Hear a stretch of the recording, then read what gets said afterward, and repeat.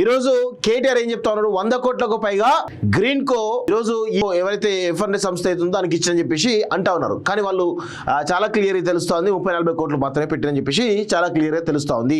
Green కోకి ఏ విధంగా లబ్ధి చేకూరిందో తెలియదు, కానీ గ్రీన్ కో ద్వారా దాదాపు 41 కోట్ల ఎన్నికల బాండ్ రూపంలో బీఆర్ఎస్ పార్టీకి లబ్ధి చేకూరిందో చాలా స్పష్టంగా తెలుస్తా ఉంది.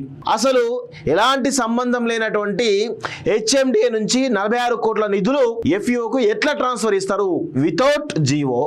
కనీసం ఫైనాన్స్ డిపార్ట్మెంట్ క్లియరెన్స్ లేదు, రిజర్వ్ బ్యాంక్ క్లియరెన్స్ లేదు, ఏది లేకుండా ఎట్లా చేస్తారు? ఈరోజు ఒక మంత్రిగా ప్రమాణ స్వీకారం చేసినప్పుడు ఈ భారత రాజ్యాంగాన్ని అనుసరించి కానీ ఈ భారత రాజ్యాంగ శాసనాన్ని అనుసరించి నేను నా విధులు నిర్వహిస్తానని, ఎటువంటి రాగద్వేషాలకు కానీ ప్రలోభాలకు లొంగకుండా పనిచేస్తానని చెప్పేసి దైవ సాక్షిగా ప్రమాణం చేస్తానని చెప్పేసి ప్రమాణం చేస్తారు ప్రతి ఒక్క మంత్రి గాని సీఎం గాని. ఈరోజు భారత రాజ్యాంగాన్ని కానీ భారత రాజ్యాంగ శాసనాన్ని అనుసరించి ఏదైతే ఫార్ములా ఈ రేసు జరగలేదు, డైరెక్ట్ గా ప్రజల సొమ్మును ఎలాంటి తన ఇష్టారీతిన ట్రాన్స్ఫర్ చేసిండు. ఇది అవినీతి కిందకే వస్తుంది, ఇది మనీ లాండరింగ్ కిందకే వస్తుంది, ఇది ఫెమా నిబంధనలు ఉల్లంఘించి కిందకే వస్తుంది. ఒక విదేశీ సంస్థకు ట్రాన్స్ఫర్ అంటే ఎన్ని రకాల పర్మిషన్ తీసుకోవాలి, ఏవి లేకుండా ఇష్టం వచ్చి ట్రాన్స్ఫర్ ఎట్లా చేస్తారు? దీనిపైన ఖచ్చితంగా ఒక విచారణ జరగాల్సినటువంటి అవసరం అయితే ఉంటది. ఇందులో ప్రధాన ముద్దాయి కేటీఆర్.